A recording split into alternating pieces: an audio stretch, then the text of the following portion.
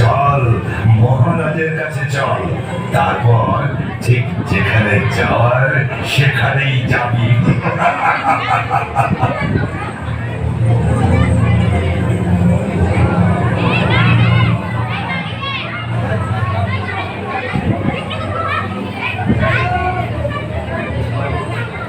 এর নাম কি? সৌরভ প্রামাণিক।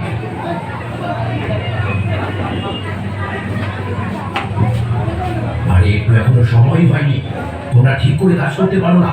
ভুল মানুষকে নিয়ে এসেছে, শাস্তি তো এদেরকেই দিতে হয়। যাও, যেখানে ছিল সেখানে ফিরিয়ে দিয়েছো। উনি কে? উনি আমাদের মহারাজ। যে যেমন কর্ম করেন সেই অনুযায়ী তিনি তাদের শাস্তি প্রদান করেন। মহারাজ, আপনি অনেক দয়ালু মহারাজ। আমাকে ছেড়ে দিন, আমি এসব সহ্য করতে পারবো না। আমাকে ছেড়ে দিন মহারাজ, আমাকে ছেড়ে দিন। আরে আরে কি করছো? তোমার শাস্তি দেরি আছে। এই যাও, ওকে মর্তলোকে পৌঁছে দাও। মহারাজ, আমার একটা প্রশ্ন আছে। আমাকে কি এইরকম শাস্তি পেতে হবে?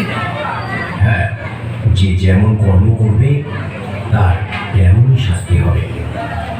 মহারাজ, মহারাজ কি করলে এই সমস্ত শাস্তি ভোগ করতে হবে না? বলুন না মহারাজ, আমি আপনার শরণাগত। আমাকে এই ভয়ঙ্কর যন্ত্রণা থেকে উদ্ধার করুন। একটা উপায় আছে, তা যদি তুমি করতে পারো তাহলে শাস্তি তো দূরের কথা, এখানেই আসতে হবে না।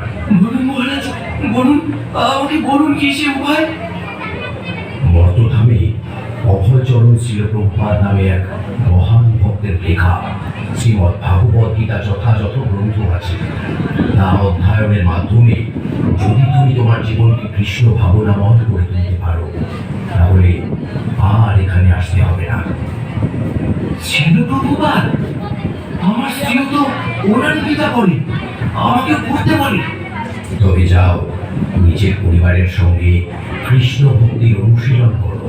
ঠিক আছে মহারাজ, আপনাকে অনেক অনেক ধন্যবাদ, অনেক ধন্যবাদ।